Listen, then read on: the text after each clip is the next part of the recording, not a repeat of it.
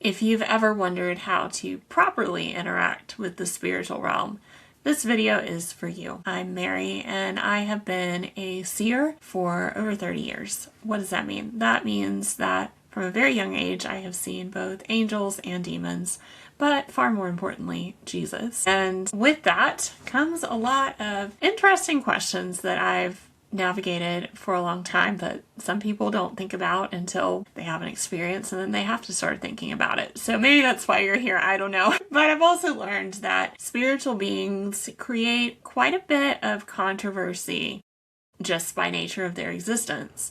For example, do they exist? Do they not exist? Do the people that say that they see them, are they crazy or are they telling the truth? And sometimes people just can't decide which one is more terrifying to think about. But these days, how we interact with the spiritual realm is super important, and I believe it will matter more than ever. Paranormal beliefs are extremely up. A 22 study among British adults said that paranormal belief, it was titled Paranormal Beliefs and Cognitive Function, a systematic review and assessment of study quality across 4 decades of research.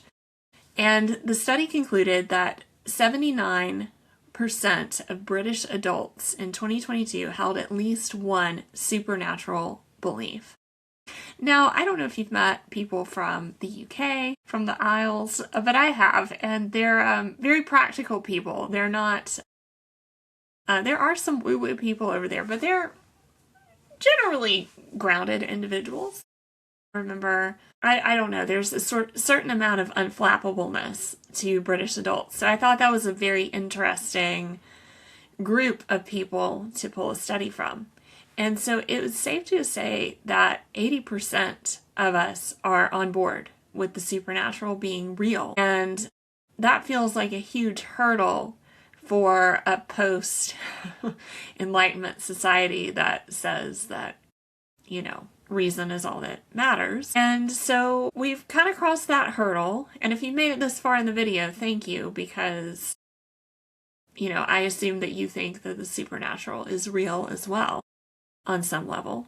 And so if we're going to interact with this realm, how do we do it well? That's our next question. These are a few guidelines I use as a lifelong seer. I often read, for starters, you begin by having respect for the entities which are involved. I often think about Jude 8-10, which says, in the same way these people, relying only on their dreams, defile their flesh, reject authority, and slander glorious ones. Yet, when Michael the archangel was disputing with the devil in an argument about Moses' body, he did not dare utter a slanderous condemnation against him, but instead said, "The Lord rebuke you." But these people blaspheme anything that they do not understand. We see a whole lot of hooting and hollering. Yes, if you can't tell, I'm originally from the American South. A whole lot of hooting and hollering and slandering of darkness and entities. And it says that Michael, the archangel, who has probably seen more than any of us ever will or have, did not dare utter a slanderous condemnation. But these people slander whatever they do not understand. You may be asking, what could that look like? I'm just turning in my Bible to Galatians.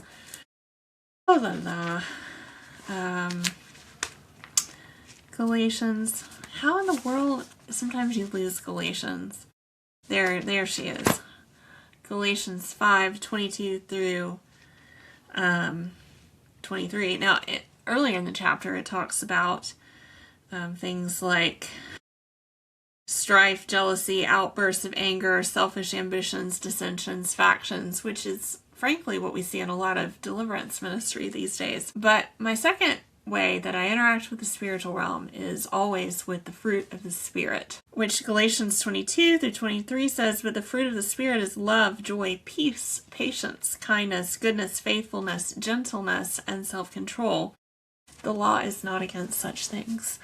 If you are interacting with the spiritual realm without the fruit of the Spirit, I'm going to start questioning what spirit you're operating by, because it is not the Holy Spirit. Daniel 7. So Daniel was a man that interacted frequently with angels, demons, the unseen realm, and the Ancient of Days. My third way that I interact with the spiritual realm is by always waiting for the Ancient of Days to appear. As I kept watching, Daniel 7:9. Thrones were set in place, and the Ancient of Days took his seat. His clothing was white like snow, and the hair of his head like whitest wool. His throne was flaming fire, its wheels blazing fire. The whole point and purpose of the spiritual realm and interacting with it is to look to see who is the Ancient of Days. And if you're looking towards the spiritual realm for insight, you cannot see it without the one